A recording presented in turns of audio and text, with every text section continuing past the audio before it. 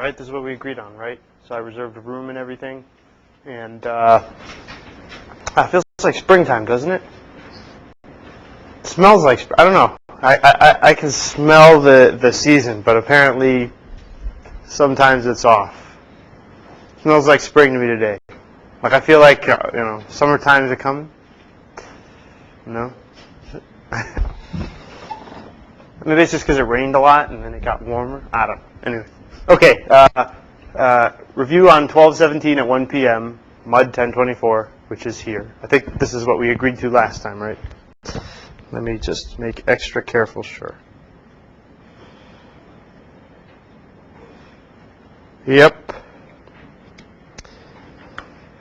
And CVN sent me a rather cryptic response about whether or not it would be filmed. Told me they don't do filming on Fridays, but yeah, this will be okay. Like, I don't know if they're talking about just using the room or if they're going to film it. Anyway, the way the review works is you come and ask questions. Let me put it this way. Questions stop. Review stops. Okay, so I don't plan to have anything, like I'm not going to come with a bunch of stuff that I want to cover. You can ask me any question you want about the course, including how do you do this problem on this homework, and we can go over it. And incidentally, hopefully, I got in touch with the graders, so homework, you haven't gotten back homework 4 yet, right? So 4 and 5, I expect to be ready on Monday, and homework 6 shortly thereafter.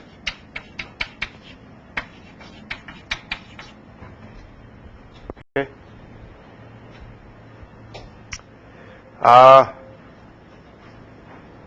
Okay, anything else? Finals on 12/22 at 9 a.m.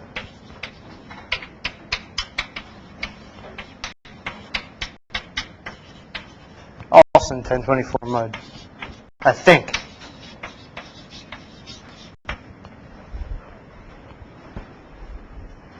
That you can check on the registrar's webpage. I think I also put it on the course webpage. All right, we were starting with a fluid model to show what happens, why we need congestion control in the network. So remember, I said we're going to look at a pipe. The pipe has capacity C, which means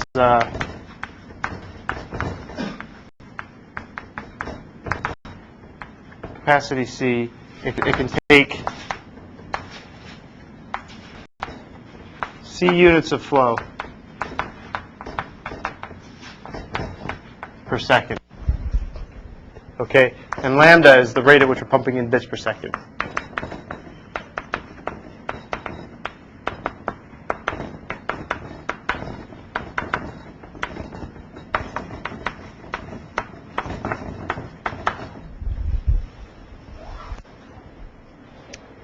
Okay, and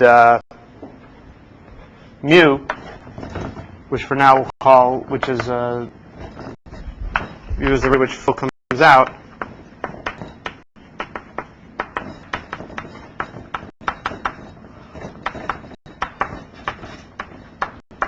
is the min of C and lambda. Right? I mean, if you're pushing in less flow than is the capacity of the pipe, it'll all come out the other end. If you're pushing in more, the capacity of the pipe will limit what can come out at the other end. So your loss rate is going to be 1 minus mu over lambda, right? Because mu over lambda will be your success rate. Okay.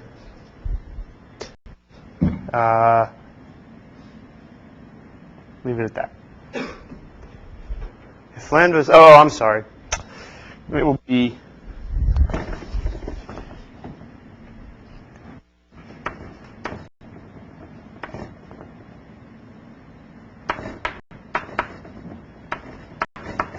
right, this could, if lambda is less than mu, lambda can't be less than, I was right. Sorry, I'm like in a daze. It's just 1 minus mu over lambda. Right? This at its biggest, this can be 1. It's fine. Okay, so let's look at the example from last time, where we're going to show the problem with congestion. So I've got these 4 pipes, okay, and I'm going to have a flow 1. Flow 1 is going to enter this pipe, okay. It's going to come around, enter into this pipe, and pop out over here. Okay. Flow 2 is going to enter in over here, come out of this pipe, go into this pipe, and pop out over here. Okay. Flow 3 is going to enter this pipe, come around into this pipe, and pop out over here. Okay, and flow 4, draw it thick. It's going to go into this pipe, come around, pop out over here. Right, it's a very symmetrical system.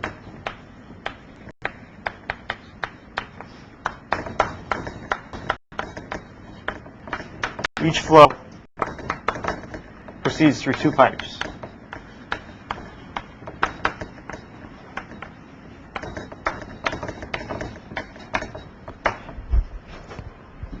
Right?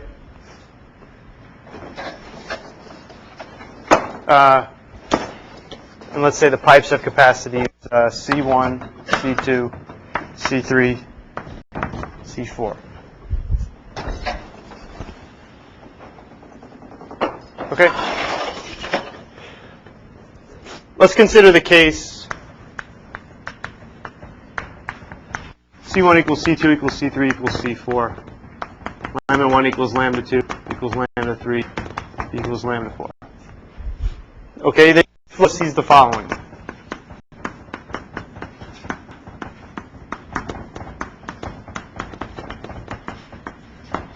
Right, the flow enters into some lambda.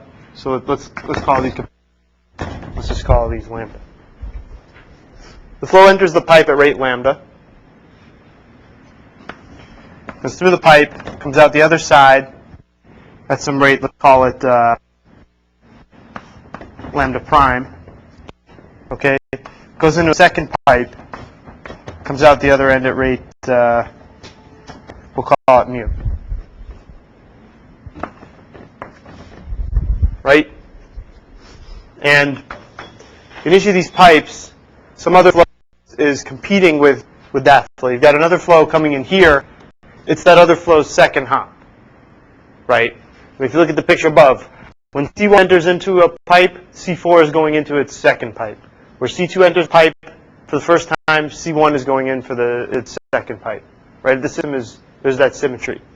So whatever flow you take, there's some other flow entering here. And again, by the symmetry of the system, this rate is going to match this rate over here. People see that? I mean, this is the rate at which lambda 4 is entering its, if this is flow 1, flow 1 enters in at rate lambda, comes out at rate lambda prime. Right? By the symmetry of the system, flow 4 entered some other pipe over here at rate lambda and will come out at rate lambda prime as well. Right? Okay. And similarly, you've got some other flow starting over here that's entering in at rate lambda. Right? And that other flow is also popping out over here at rate lambda prime. So let me just draw them just to distinguish them.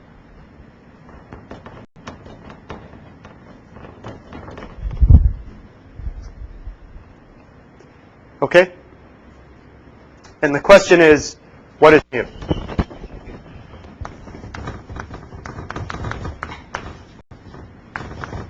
And what is mu equal to? What is the value?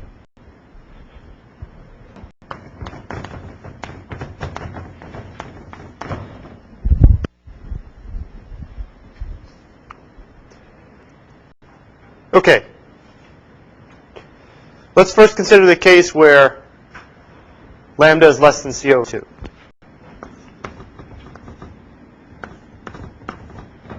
Okay?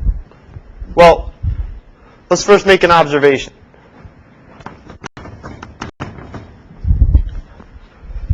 This flow is coming in at rate lambda.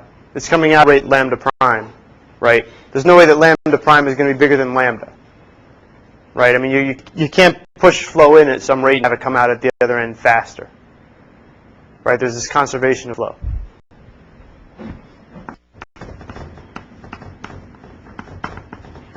Conservation of flow gives us that lambda prime is going to be less than or equal to lambda. Okay? So if lambda is less than c over 2, then lambda prime is less than c over 2. And these two flows together are not meeting the capacity of the pipe. Right? So then lambda plus lambda prime is less than or equal to lambda, which is less than or equal to c. Right? So the pipe is not filling up.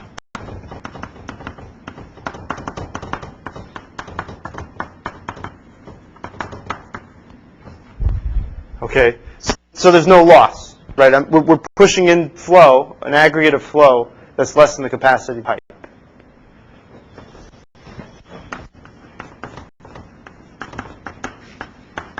And because there's no loss, this means that lambda prime equals lambda, right? Everything that we're pushing in is coming at the other end. Nothing's getting dropped. There's no loss, right? Who's following this clearly so far? Just curious. Who's not following it? Who's not? I mean, like only 7 people put up their hands. So who is not completely clear on this? Because this should be. You're not completely clear? Okay. We're using a fluid model. Okay. When you push flow into this pipe with capacity C, if you push in it's less than the capacity, it all comes out the other end. Think of it as a fluid. Right? You push water into a pipe. If the pipe can handle that amount of water, it all comes out the other end. If you push in more fluid than the pipe can take, then some of that fluid is going to get lost. And the comes out is the capacity of the pipe. Right? If I have a pipe that can only allow 2 gallons of liquid per second, and I try to push in 3 gallons of liquid per second, 2 gallons of liquid per second are going to come out the other end. 1 gallon of liquid per second is going to be lost. So that's my loss rate is going to be 1/3. 1/3 of my liquid isn't getting through. Okay? And then all we're doing is we're setting up this symmetric system where each flow is going to go through 2 pipes, where a flow starts at a certain pipe and some other flow is going into its second hop through that same pipe, and then this flow takes its second hop and some other flow is taking its first hop. So every flow sees this snapshot if all the flow's input rates and all the pipe's capacities are the same.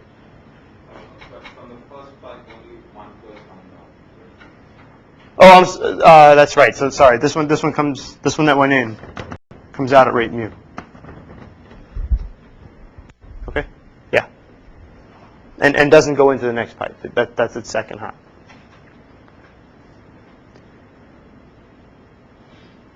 Okay. So the point is, if lambda plus lambda prime is less than this capacity, then everything coming in is going to come out. And you're going to have it be the case that lambda is going to equal lambda prime, and lambda prime is going to equal mu. Right? Basically, nothing's getting lost inside the pipe. So everything going in comes out. And I should say mu equals lambda prime. For the same reason, hence, you get that mu equals lambda. It's not surprising, right? You're pushing flow in and nothing's getting lost.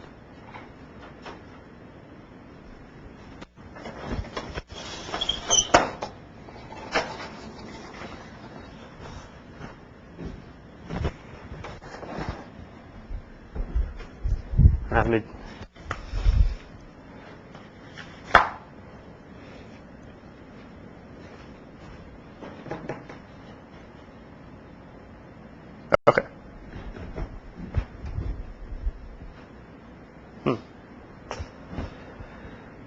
Okay. What happens when And in fact, we could have even said lambda less than or equal to c over 2. Oh, that observation would have helped, right? I mean, with lambda equal to c over 2, you max capacity of the pipe, still nothing gets lost. So what happens when lambda is greater than c over 2? Okay, now we are going to have loss, right? Because suppose nothing was lost.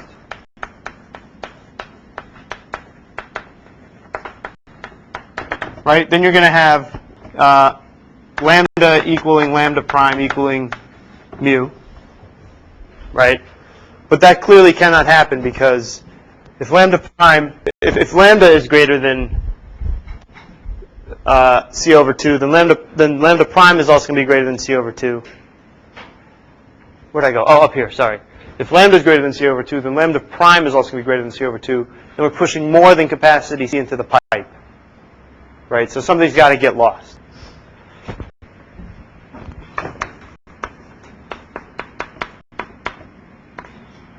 Right, lambda plus lambda prime is greater than c. That's greater than, well, it equals 2 lambda, which is greater than c. Contradiction. So there must be some loss.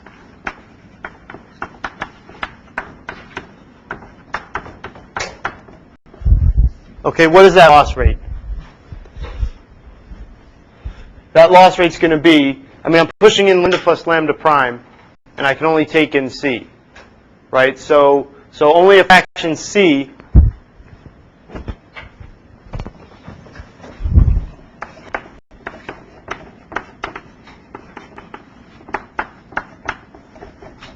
c over lambda plus lambda prime of flow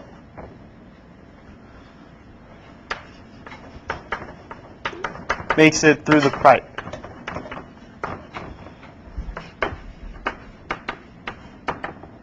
I.e.,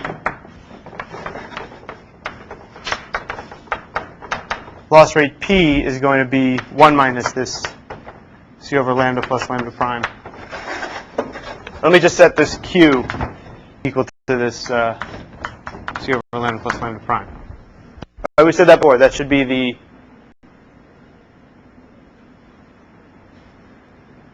well, we talked about it on the side coming out, but now I'm talking about it on the side coming in. So people see that? Right? Every second I'm trying to push in lambda plus lambda prime worth of fluid into this pipe, and only C can go through. Right? So only a fraction C over lambda plus lambda prime per second is going to be able to make it through the pipe. Hence the loss rate is going to be 1 minus that fraction. Right? And I'll just call Q that fraction, the rate at which stuff gets lost. Okay? And now, look at a single flow. I push lambda in, right? Only this fraction C over lambda plus lambda prime makes it out the other end. And the amount coming out the other end is lambda prime. Right? So in other words, lambda prime equals Q lambda. Right? I mean, again, in this pipe, I'm only this fraction Q makes it through the pipe. So Q is the fraction of fluid makes it through.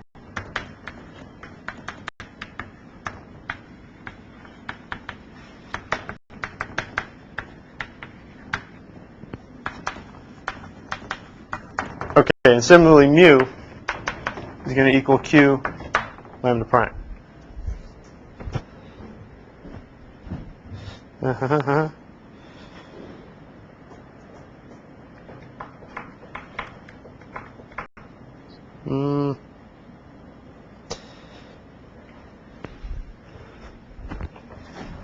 Pulse A, B, C. Okay.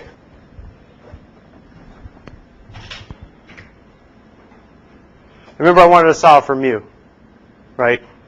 Because mu is eventually the rate at which this flow eventually comes out at the other end. So mu, using C and A, mu equals Q lambda prime, which is going to equal C lambda prime over lambda plus lambda prime. Right? This is C, and then I substituted in for Q. Right? This is where I used A. Right? And now let me use B. I'm going to get rid of lambda prime. This is going to be C. Everywhere I have a lambda prime, I have to put Q lambda. CQ lambda over lambda plus Q lambda.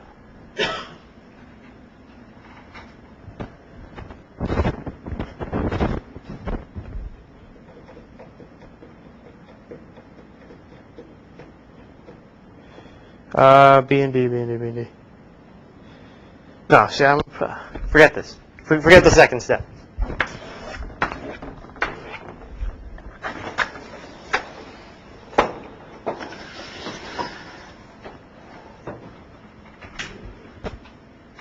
Okay?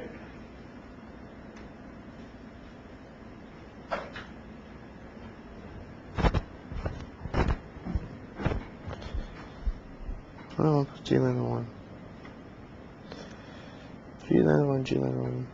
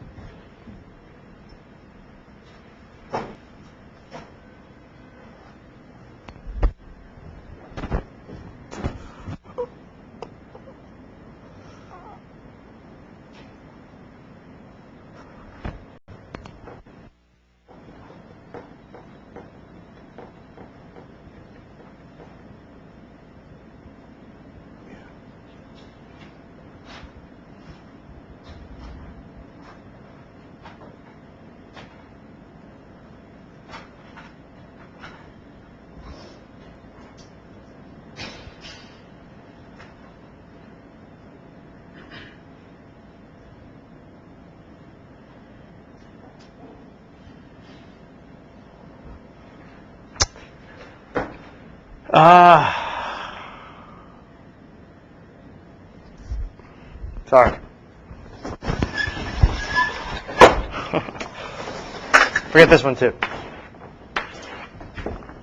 We're gonna use A and B first.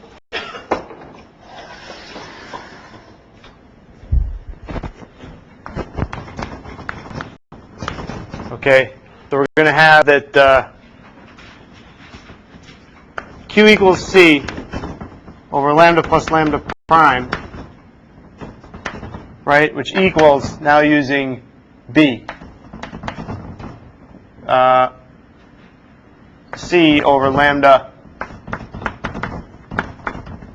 plus Q lambda, right? Okay. And I want to solve for Q. Okay? So this gives me that Q squared lambda plus Q lambda equals C. Right? That's just a quadratic. And if you solve that,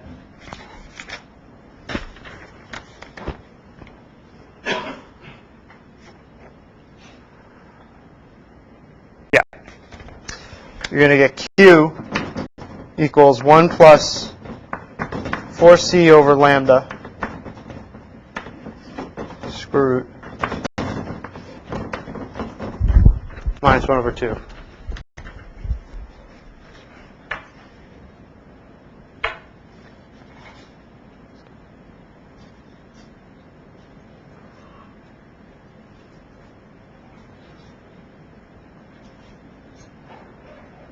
Okay? Now I'm ready to solve for mu. So mu equals Q lambda prime. That equals square root of 1 plus 4C over lambda minus 1 over 2 times lambda prime. Lambda prime is Q times lambda. So this whole thing was Q. So this squared times lambda.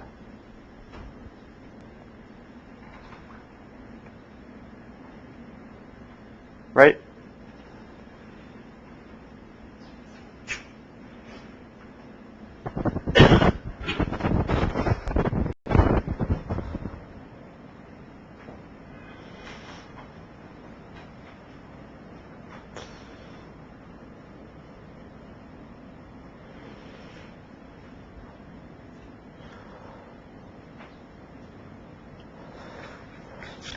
Okay. And if you work this out, you're going to get that this equals C plus lambda 1 over 2 minus 1/2 square root of lambda squared plus 4C lambda.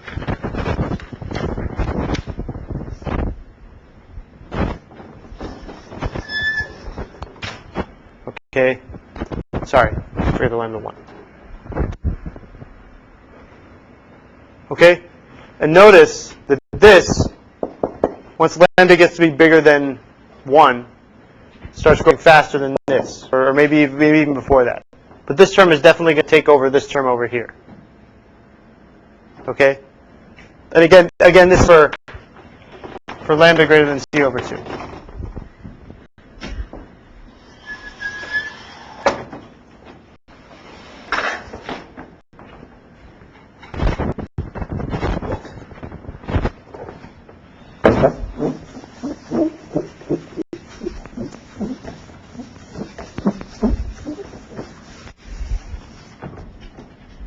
Okay? And like I drew last time, if you plot this graph, where here's lambda, and this is height C over 2.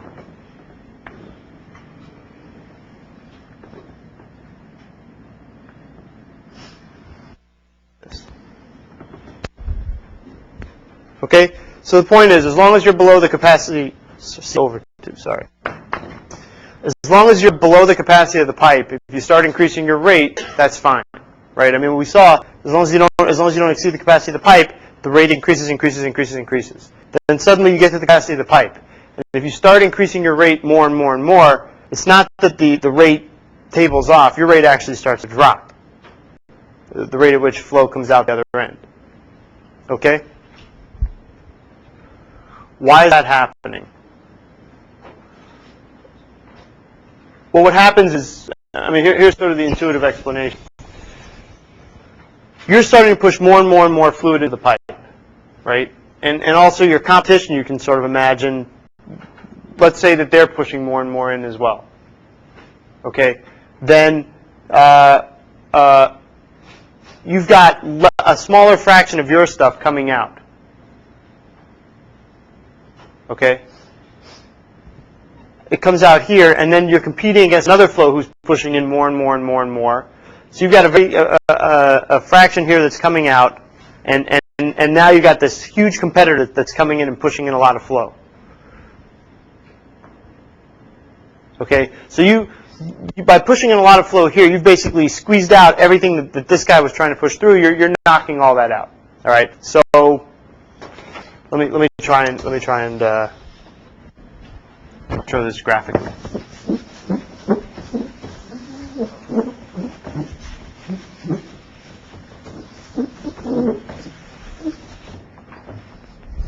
So think of it this way. Okay, here's a pipe with capacity C.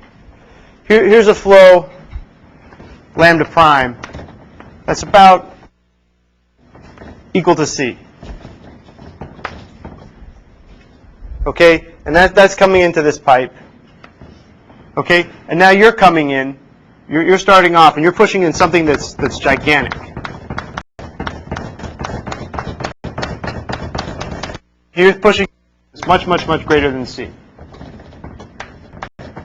Right? So it's going to be a very, very high loss rate.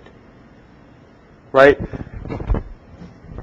So, in any regard, what comes out of this pipe can be no more than C. Right? So even though you pushed in all this stuff, all that you get coming out is approximately equal to C. Right? I mean, whatever this guy had in there, it was compared to what you're pumping in, it's pretty much negligible. Right? So even if the loss rate is really, really high, it doesn't matter. If I'm pushing in 99% of the flow, then I should get 99% coming out of what does come out. Right? So I can't have more coming out than what's equal to C. So I get something that's around C, or it's certainly less than C. Right? What I'm pushing out is definitely less than C. Right? And now I send this into another pipe. This tiny amount. Right? And now I have another competitor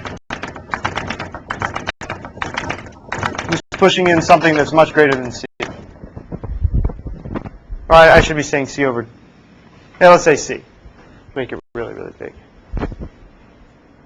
Okay? So me and this other competitor are now competing for the second pipe, and he's pushing in a lot more than me, so he's going to get a much larger fraction of what comes out than I do. Right? We both lose flow at the same rate. So since he's pushing in a lot more, he gets out a lot more. What he's going to get out is approximately equal to C. So what I get out is very close to 0.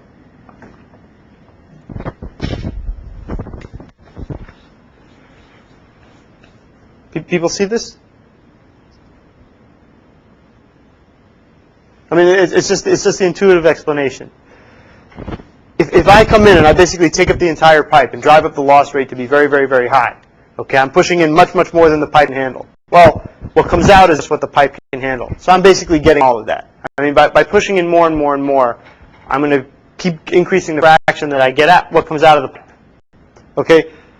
Problem is, what comes out of the pipe is limited by C. And then I'm going to go into a second pipe, and I'm going to compete with another flow who's doing the same thing, who's basically taking up all the bandwidth here.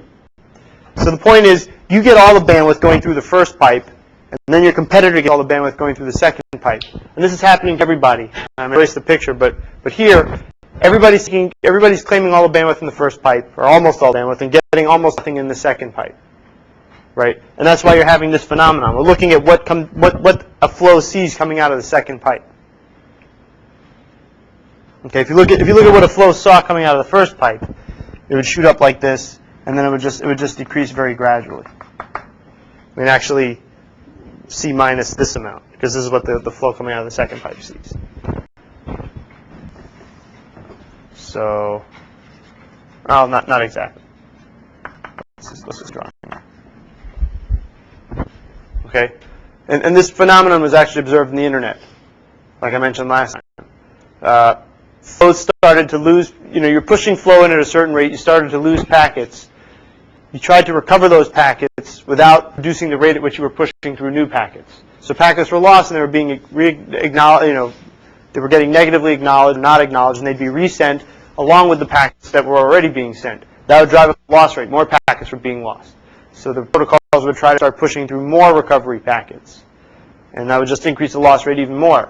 And eventually, no flows were able to send packets through the network. I mean, it just ground to a halt.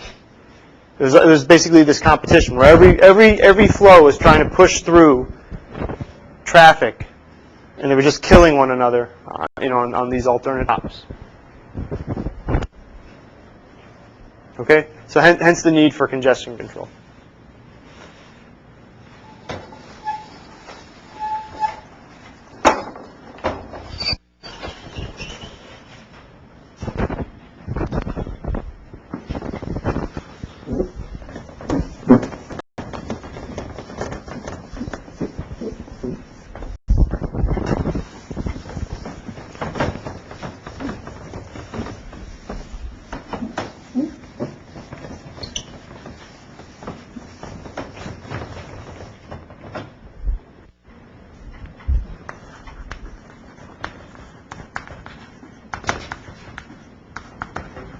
Yeah. Q is the rate at which flow is, when you push flow in at a pipe of rate R, the flow would come out the other end at Q times R. So 1 minus Q is the loss rate of the pipe.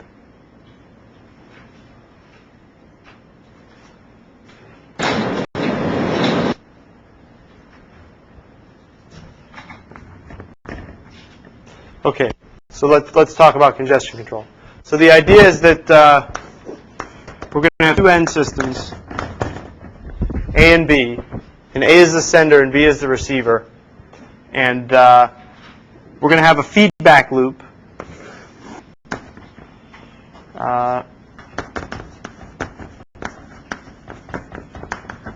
Where A will learn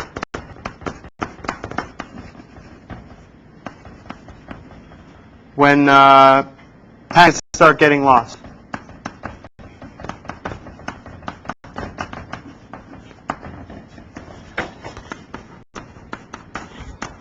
And will reduce its rate.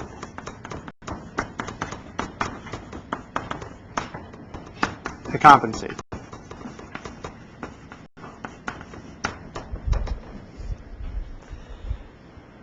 Okay?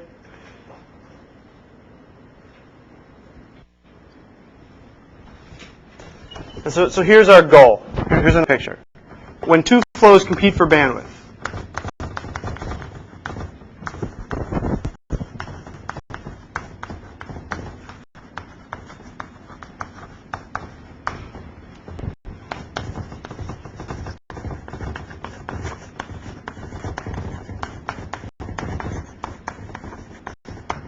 they should get allocations that A are fair, meaning they get on a flow,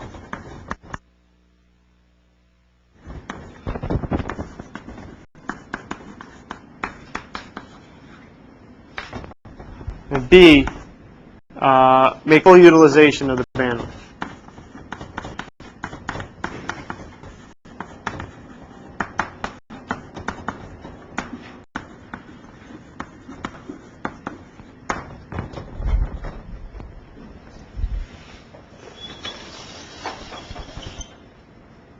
Okay, so there's a picture that we like to draw, where this is the bandwidth of flow A, and this is the bandwidth of flow B.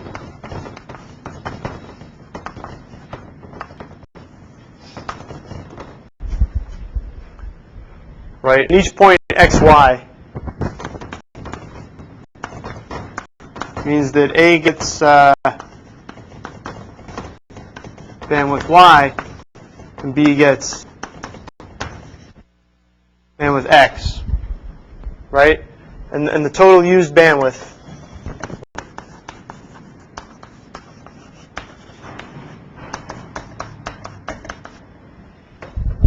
is x plus y,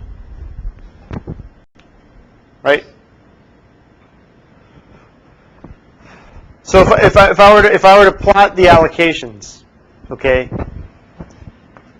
this 45-degree line extending from the x-axis, from the origin, this is the fairness line,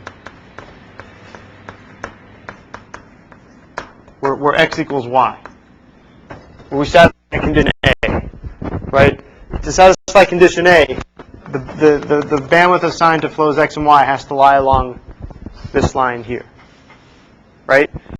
If you have a point over here, A is getting more bandwidth than B. If you have a point over here, B is getting more bandwidth than A. Right? Okay. And then the capacity of the system. So imagine these two flows are competing within a single pipe. The pipe has a capacity C.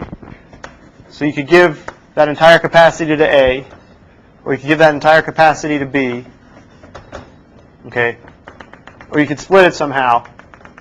And this is the capacity line.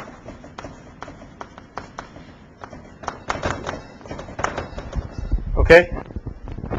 So let me just sort of mark off these regions. Let's call these regions 1, 2, 3, and 4.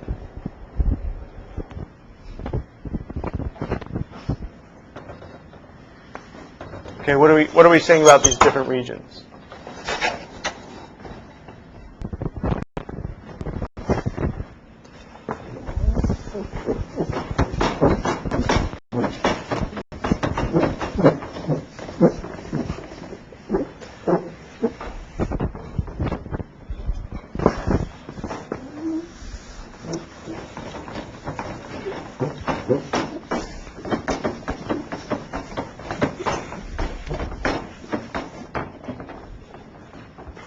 Okay, so in region 1. In region 1, we're above the fairness line. So A is getting more bandwidth than B, right? Y is greater than X. And capacity not fully utilized.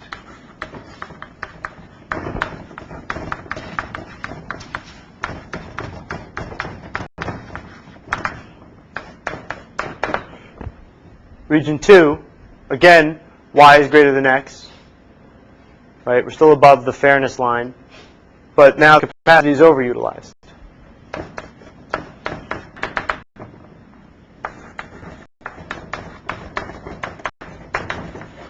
So there will be loss. Similarly, there's no loss when the capacity is underutilized. When we're in region 3, now we're below the fairness line, but we're still above the capacity line. So there'll be loss. We're overutilizing the capacity, and X is less than Y, or Y less than X. If I say overutilized, yeah.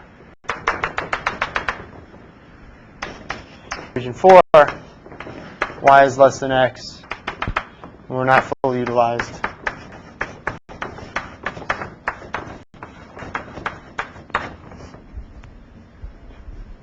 Okay, those are our 4 regions. Okay, and we're going to assume that we have these n systems A and B, and A can only learn about the I'm not drawing this right. Let me not confuse people with the A and B I talked about over here. We call this sender of S, sender of A, and receiver of A. And I've got this other flow, B, that's also sending over the same pipe, and it's got this feedback loop. It's getting responses. Okay? So in other words,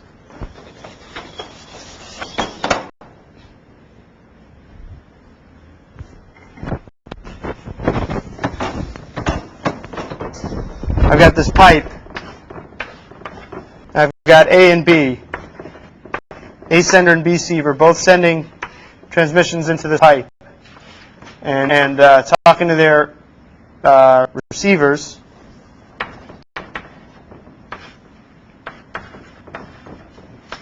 Okay, and then these receivers can send feedback somehow, saying loss when there is some. Okay, so basically all that can happen is A and B can be sending stuff at a certain rate, and the receivers of A and B can tell A and B when they're experiencing loss. Okay, and the idea is, so if you're sending stuff too fast, you want to reduce your rate. Okay, and the goal is to converge to this point over here, where you're fully utilizing the capacity of the pipe, and where A and B are getting the same share of the pipe. Right? At this point, we want to design a congestion control protocol.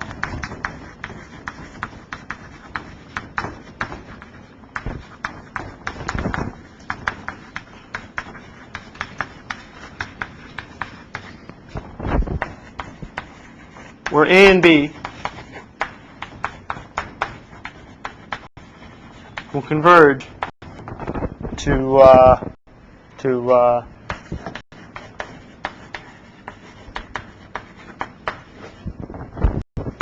both sending at rate C over 2, where C is the capacity.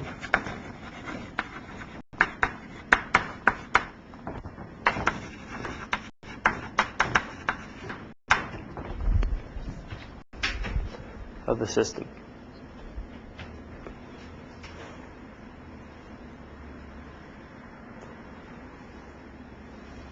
Okay? So again, in this picture,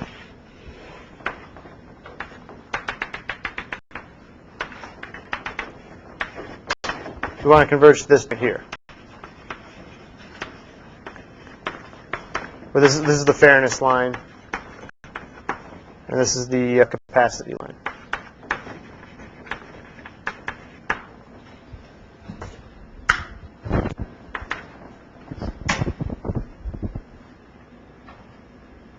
Okay?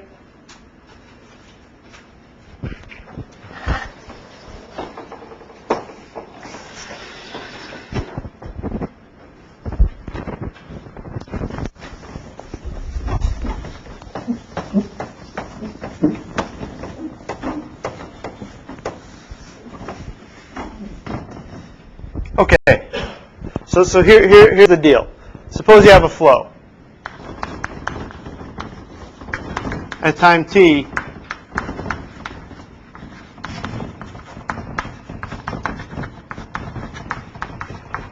sending at rate f of t. Okay? What should f of t plus some delta t be? So you're sending a flow at a certain rate, and what's the rate be an instant in time later? Okay? Well, we know if there's loss, it should be less than f of t. And if there's no loss, it should be greater than f of t. Right? If there's no loss, then probably we're not using the system to full capacity. So I should make one other point, which is A and B do not know about one another's existence.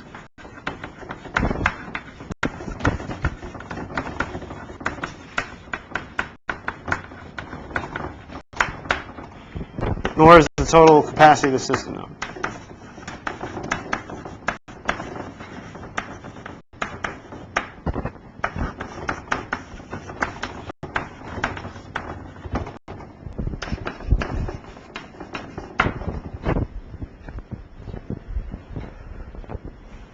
Okay, so you got these two flows going over some pipe. They don't know about one another's existence, so they can't ask, hey, what's your current rate to one another?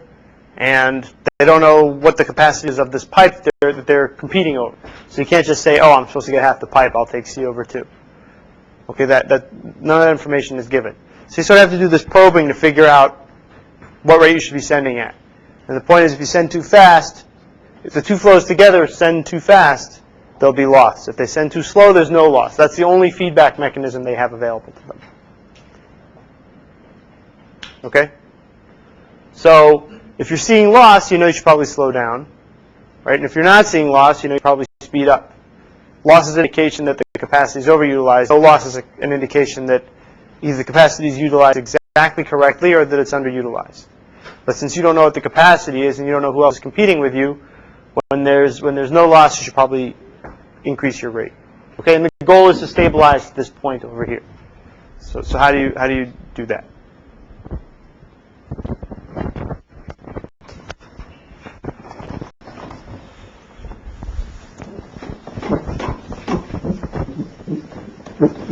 Well, so there's two sort of obvious ways to change your rate.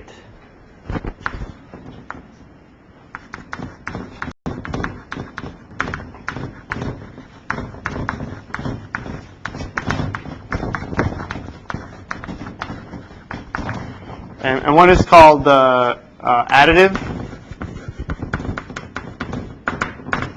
where f of t plus delta t is going to equal f of t plus some a.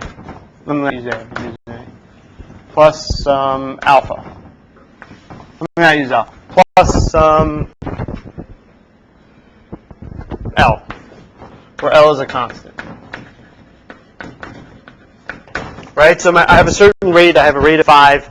And what I'm going to do every time that I'm not seeing loss, I'm going to increase my rate or decrease my rate by some constant factor, 0.1, 0.2, 0.3, whatever.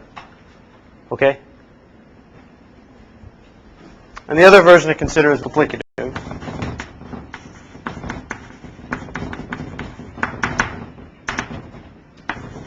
Where f of t plus delta t is going to equal some constant. Did I use C already? No. Some constant times f of t. Where C is a constant. Right? So for instance, if C were 2, then I would be doubling my rate. Right? Every time that I see, hey, I don't have any loss. Okay, let's double the rate. If C were 2, right? I'm doubling the rate. So this one takes in the rate as a function. This one is just adding a constant, right? So if you start off with here's your rate. If you have here, let's say this is 1. Well, 1's no. Yeah, 1's good. Additive would go in a straight line, right? Multiplicative would be parabolic with time.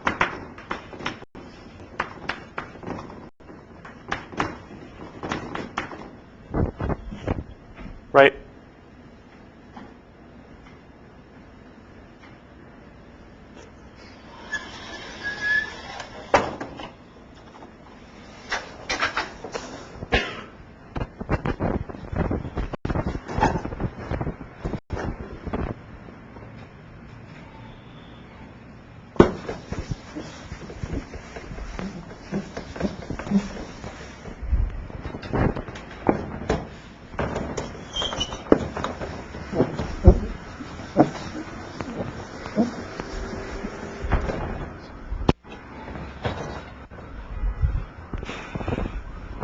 Okay, so when we're designing our protocol now,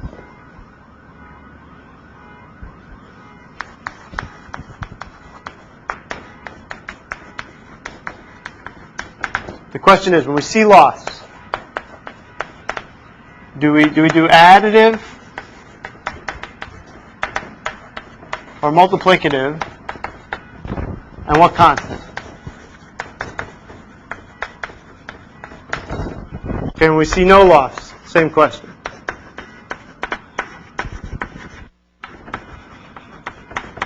Add or multiplicative, and what constant?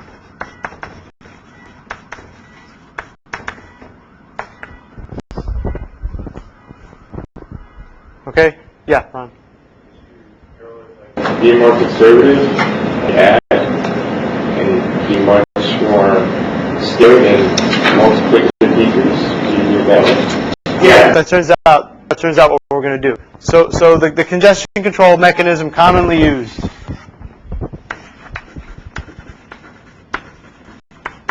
is what's called additive increase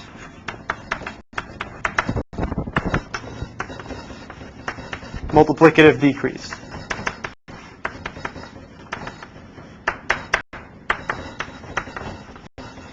Or AIMD.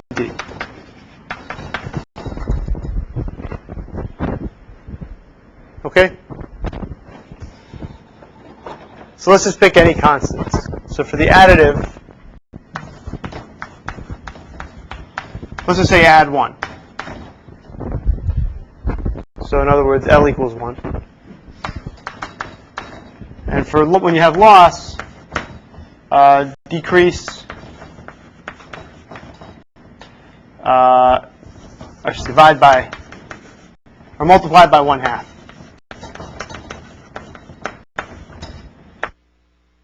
Okay, so C equals 1/2.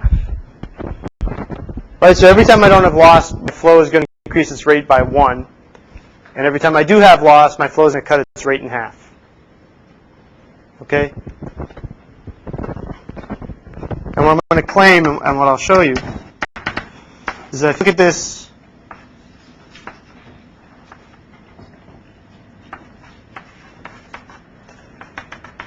plot again, you start at any point, give these flows 2 arbitrary rates, and it's going to sort of zigzag back and forth, and eventually it's going to zigzag actually up and down on the fairness axis. They're both going to have the same rate. They're both going to always increase till they hit capacity. They'll be lost, and they'll cut their rate in half. Okay, so let's see that.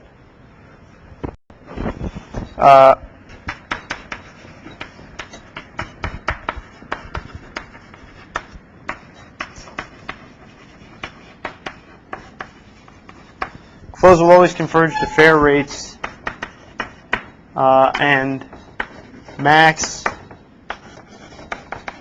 rates will achieve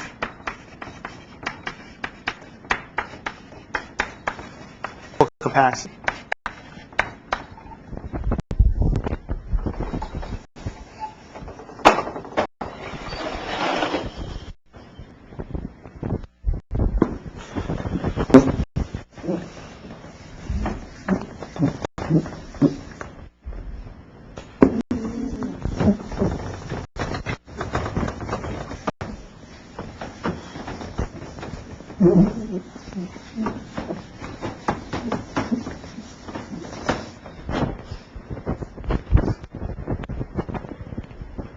Okay, so how am I going to show this?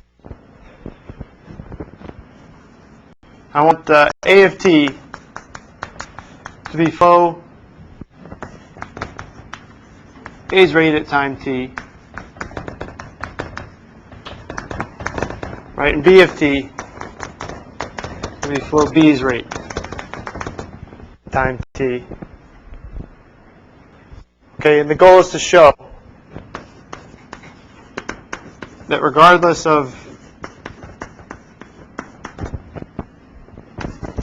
A of 0, which I'll just write as A naught, and B of 0,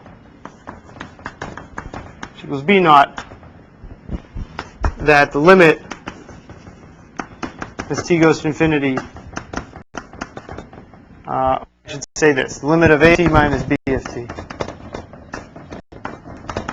is 0. Basically, they converge to have the same rates, no matter how you start them off.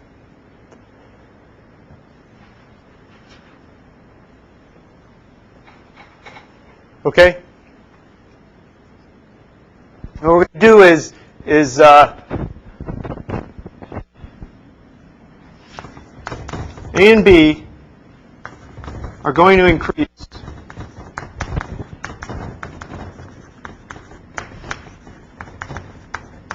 it's at rate 1 until A plus B equals C, the capacity. This is really A of t plus B of t. Right? And we'll call this point in time, call the ith time.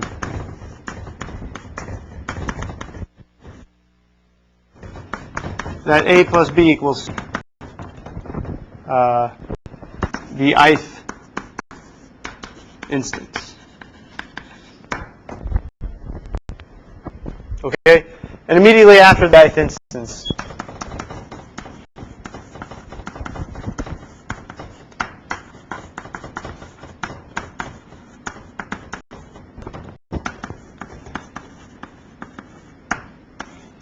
A and B's rates cut in half.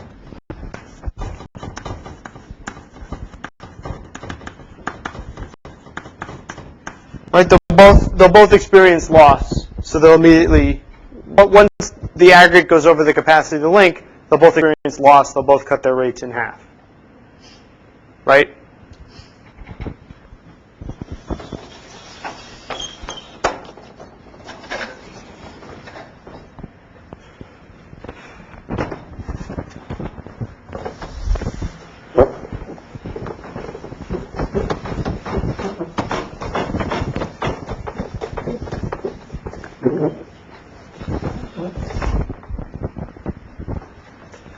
Okay, so let's look at what happens initially.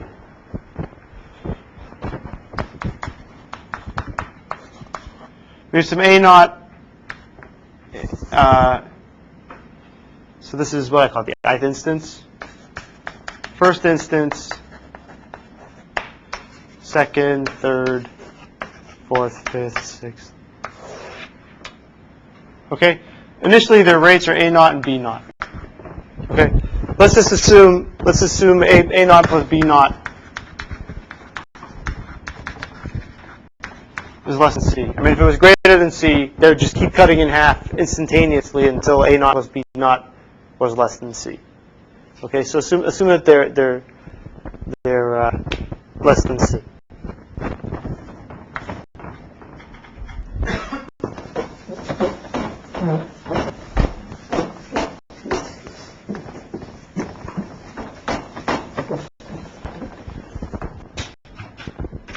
Okay?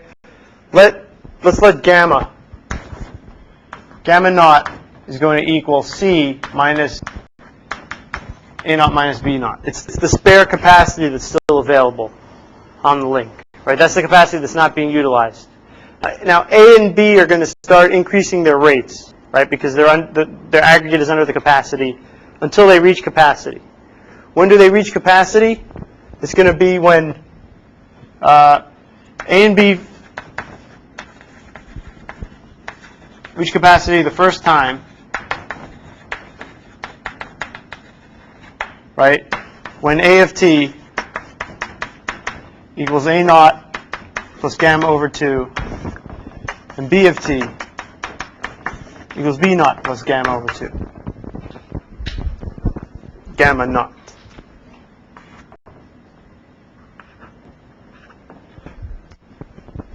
Right? Yeah, Ezra. How do you know that gamma is They're both increasing their rates by 1. They're both increasing their rates at the same rate.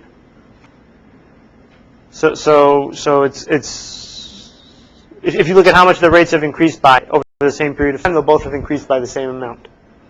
They'll both have increased by this gamma naught over 2. If A is much higher than B, then they will do the decreasing first. No, the capacities reach at the same time. It's at the same time that they both reach the full capacity. So A's rate will be its initial rate plus this gamma naught over 2, and B's rate will be this B naught plus gamma naught over 2.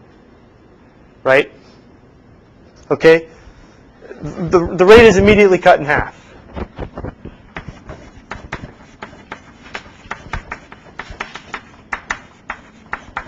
Okay? So A of t becomes A naught over 2 plus gamma naught over 4. And B of t becomes B naught over 2 plus gamma naught over 4. Right?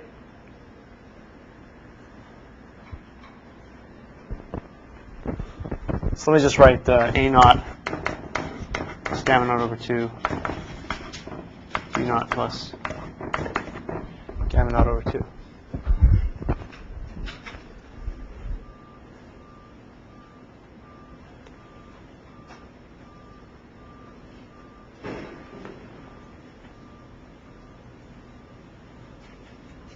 Okay. Also note, now, at this point in time, at this point in time, here, A plus B equaled C, right? That's how we chose this point. So at this point in time, A plus B equals C over 2, right? So let me also call this A1 and B1.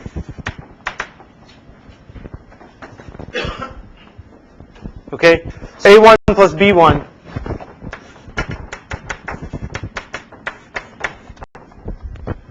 equals C over 2.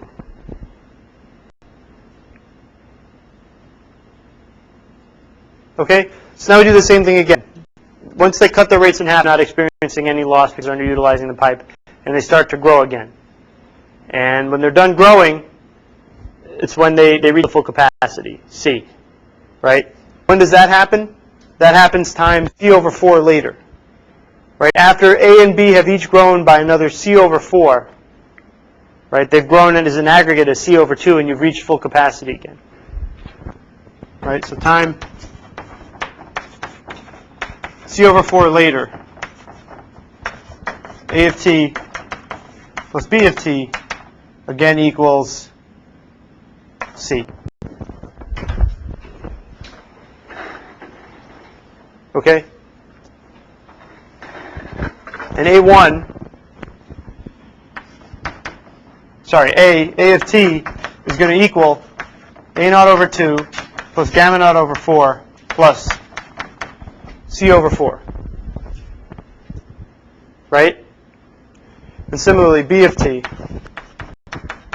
is going to equal B naught over 2 plus gamma naught over 4 plus C over 4.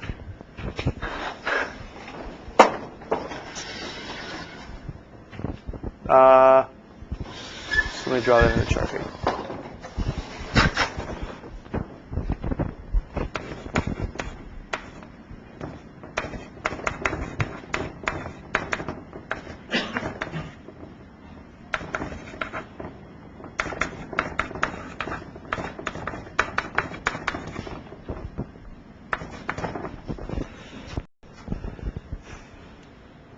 Okay?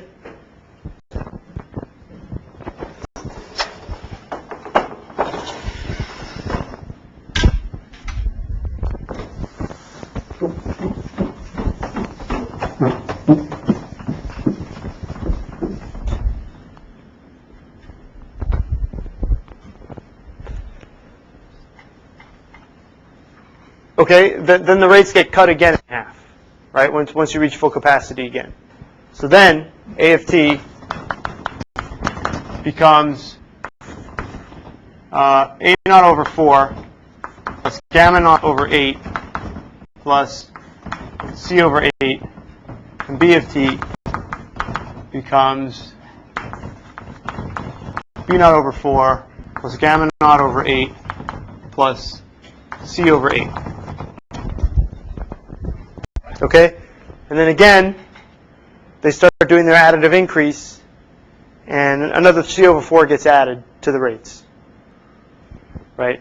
So sorry, this is after the loss rates are cut in half again. And then during the grow phase, you're going to wind up with A of t equaling A naught over 4 plus gamma naught over 8 plus C over 8 plus C over 4. And then B of t is going to be B naught over 4 plus gamma naught over 8 plus C over 8 plus C over 4. And keep doing this process over and over again. After I instances, okay, you're going to wind up with A of t is going to be A naught over 2 to the I plus 1, or A to the I, plus gamma naught over 2 to the I plus 1, plus C over 2 to the I plus 1, plus C over 2 to the I, plus C over 2 to the I minus 1, all the way down to C over 4.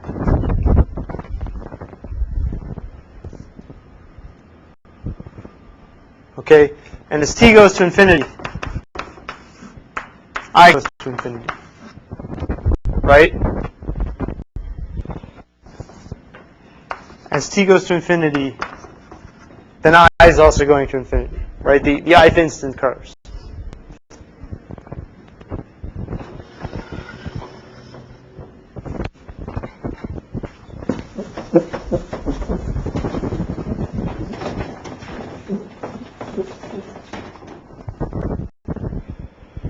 Okay. C over 4 is 1 plus 1 half plus 1/4 plus 1/8 plus dot dot dot plus 1 over 2 to the I minus 1. That's what we're summing up here, right? This is what? This is just C over 4.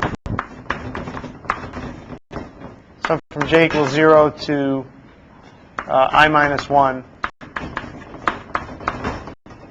or 1/2 to the j. Right, we've seen that equals C over 4 times 1 minus 1/2 to the I over 1 minus 1/2.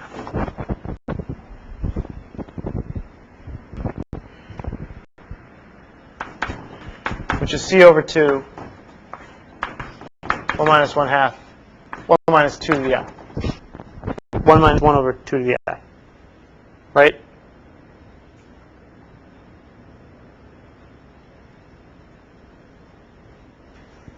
So A of t, so after at the ith instance, A of t equals A naught over 2 to the I plus gamma naught over 2 to the I plus 1 plus C over 2 times 1 minus 1 over 2 to the I. If you take the limit of this thing,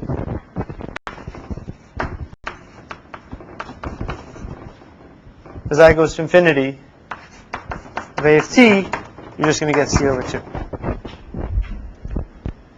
Right? I mean, this numerator grows, sorry, the denominator grows to size infinity, so this term is 0. Similarly, this term is 0. And similarly, this term is 0, so this just becomes 1. So you just wind up with C over 2 when I goes to infinity.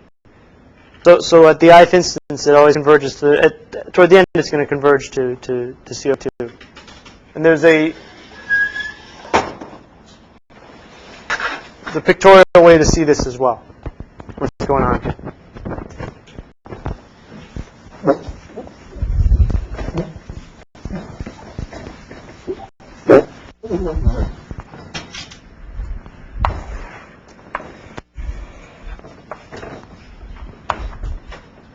Okay. Here's that fairness curve, and here's this capacity curve. So start me anywhere you want. I don't care where. Let's pick an initial value for A and B. Okay. When I do the additive increase,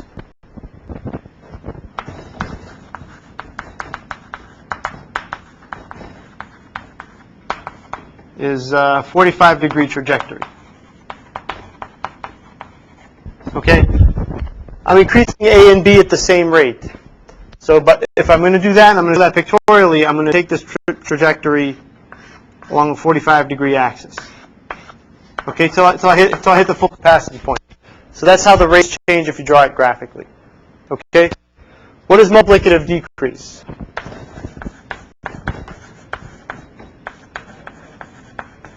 Is cut in half to the origin.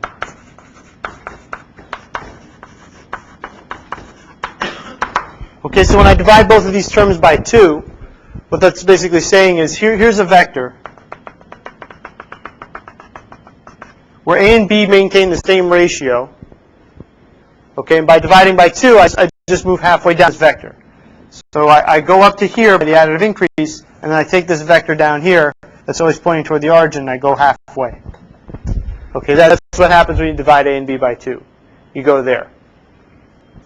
So here I'm parallel with the origin. Here I'm parallel with this 45-degree line, and here I'm always tilted toward the origin, so I'm always moving toward that 45-degree line when I go down. So I'm just going to keep going parallel when I go up, and a little bit toward it when I go down. Parallel when I go up, a little bit toward it when I go down. So eventually, I'm gonna keep coming closer and closer and closer to that line. Okay, so eventually A and B are equal. And every time they go, they're going to hit this boundary where we reach full capacity. A and B are both C over 2, and they'll cut in half. So I wind up just, in the limit, I'm just oscillating up and down on this line. And if I didn't make the multiplicative decrease so big, I wouldn't drop all the way down like this. I would drop a shorter distance. And it would take me longer to converge. But when I finally did converge, I would oscillate over a smaller range. Okay. Yes, Shastri. Is multiplicating by 1 by 2, multiplication by half the optimum, I think, for fast convergence? Well, the bigger you make it, the faster you converge. I mean, if I made it 1 over a million, right, they would both drop to 0, and then they would, they'd be very, very close to this line. So the bigger you make it, the faster you converge. But then the problem is, you're oscillating on the fairness line, but you're just oscillating up and down. And if you had a factor that gave you fast convergence, you keep oscillating over this very large range. Okay. One other point: if you did additive increase, additive decrease, or multiplicative increase, multiplicative decrease, okay, you'd be stuck on one of these trajectories, right? Additive increase, additive decrease would take you here, and you decrease, and you just go right back down in the same direction. You just wind up oscillating here. Or multiplicative increase, multiplicative decrease, you'd go up the trajectory and then back down. So again, you'd be stuck. Yeah, Ron. capacity utilization when you have a too big decrease in visitors?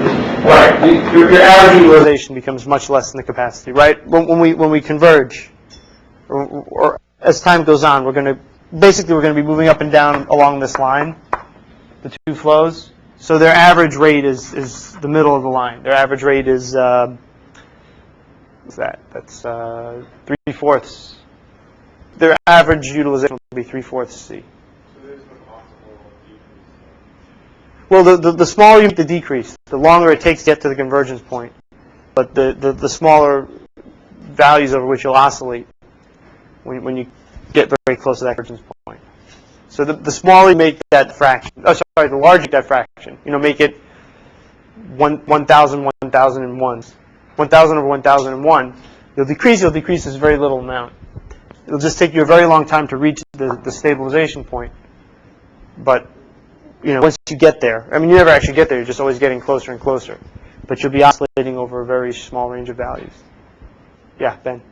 Can you tell where you are on the S curve by checking your bandwidth and seeing where your receiver tells you that you're starting to lose? And that way you can kind of vary the amount that you decrease your rate as you get closer to the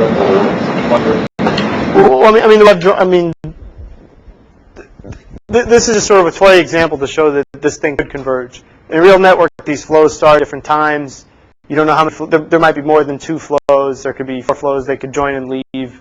The picture just needs more dimensions to show all the flows. You can't actually show that this process converges with multiple flows. They may have multiple bottlenecks, in which case, multiple pipes. That they're all going through different pipes. It's not clear what the rate you actually want to be is. So the idea was just this will work well in most instances. It can reach this convergence in some simple cases. And then real networks are more complicated, so it doesn't make a whole lot of sense to make the protocol optimized for this particular case when that's probably not the case that's going to occur most of the time. Okay? So next class, I just want to cover one last topic, hopefully quickly, and then we can spend the rest of the class going over the topics that will be on the final. We've got the review on the 17th, and that's it for today.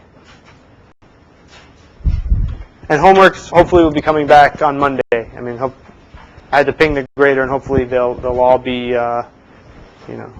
coming at you at once.